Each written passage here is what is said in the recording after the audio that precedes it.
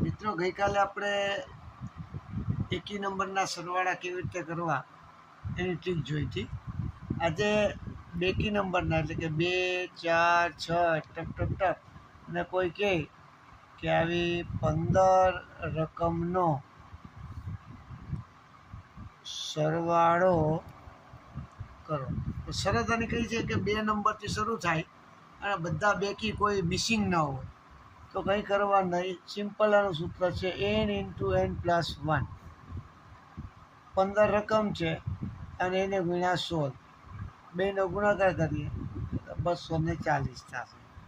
આમ કોઈ પણ ક્રમિક બેકી રકમો હોય તો એનો સરવાળો કરવા માટે કાંઈ કરવાનું નહીં. જેટલી રકમ કીધી હોય એ અને એની બાજુની રકમનો ગુણાકાર કરતાં આપણને જવાબ મળે છે. આવી શોર્ટ ટ્રીક એકાદ બે મિનિટમાં નાની નાની રીતો